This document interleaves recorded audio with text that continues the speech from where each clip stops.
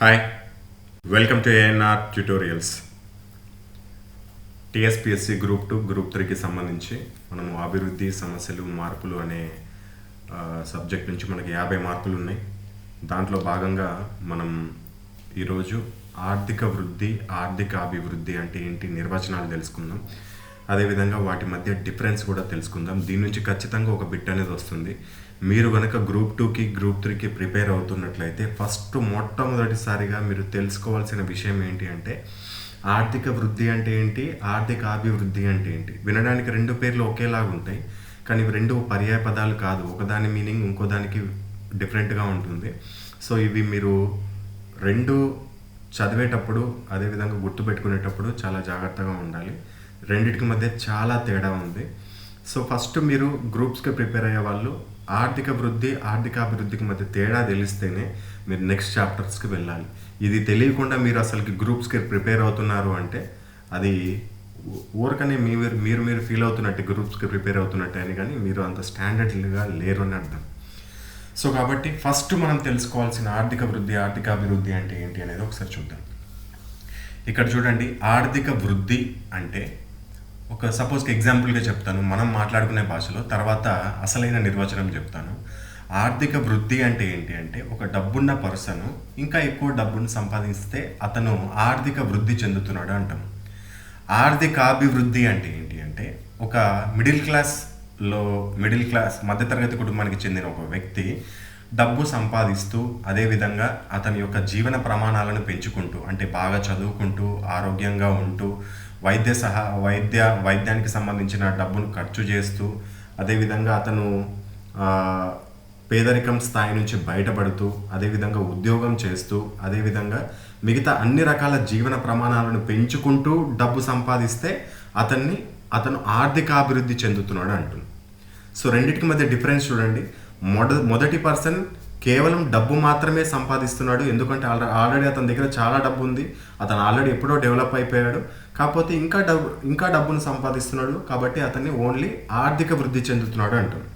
అదే ఒక middle class వ్యక్తి డబ్బు సంపాదించడంతో పాటు తన జీవన ప్రమాణాలను కూడా పెంచుకుంటే, అంటే చదువుకుంటూ విద్యను నేర్చుకుంటూ అదేవిధంగా ఆరోగ్యాన్ని కాపాడుకుంటూ ఇతరితర రంగాల్లో కూడా కుటుంబాన్ని ఇంకా ఉన్నత స్థాయిలకు తీసుకెళ్తూ అభివృద్ధి చెందుతుంటే దాన్ని ఆర్థిక అభివృద్ధి అంటాం.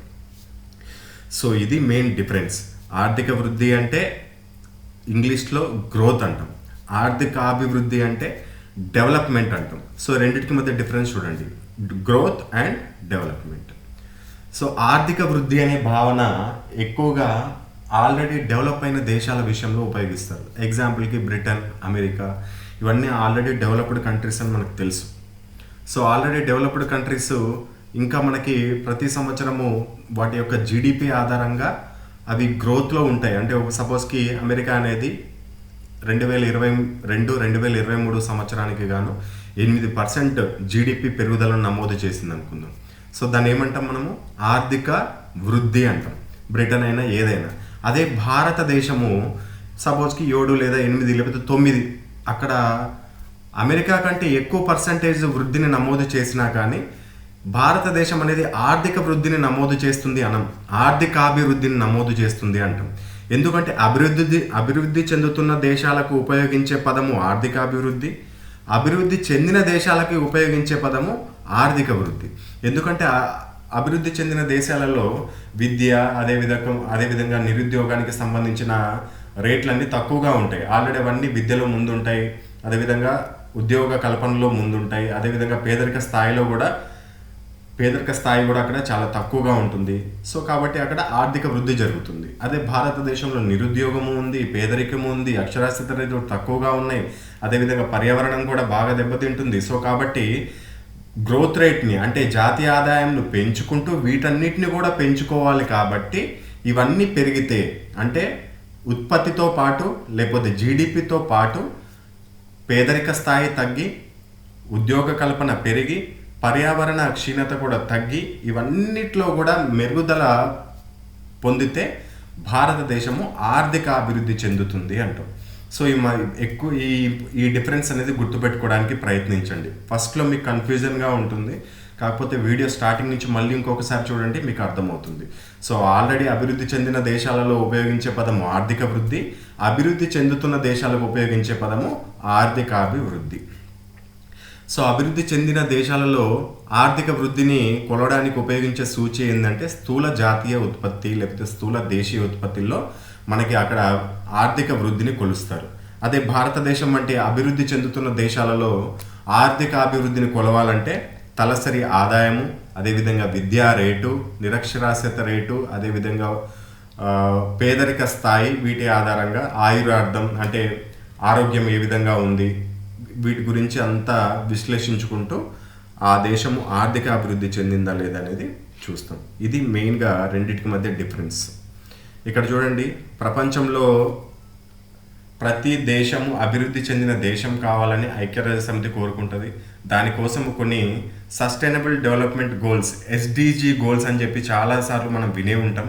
ఎస్డిజి గోల్స్ అంటే ఏంటి అంటే ఇదే, ఏదైనా ఒక దేశము ఆర్థిక వృద్ధిని సాధించడానికి ఏ గోల్స్ పెట్టుకోవాలి అని చెప్పేసి ఐక్యరాజ్య సమితి, ప్రపంచ బ్యాంకు వంటి అంతర్జాతీయ సంస్థలు కొన్ని గోల్స్ అనేది నిర్ణయించడం జరిగింది.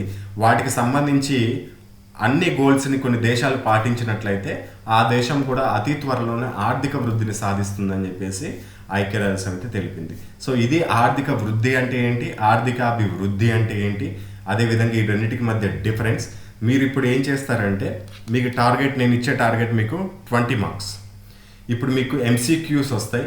ఈ ఎంసీక్యూస్లో మీరు 20 మార్కులు సాధించినట్లయితే మీరు ఈ సబ్జెక్ట్ బాగా చదువుకున్నట్లు, నేను చెప్పిందే కాకుండా అంతకుముందు కూడా మీకు ఈ సబ్జెక్ట్ పైన పట్టున్నట్లు. ఒకవేళ 20 కంటే తక్కువ వచ్చాయంటే మాత్రం మళ్ళీ ఈ సబ్జెక్ట్ పైన ఒకసారి మీరు కాన్సన్ట్రేట్ చేయాల్సిందే.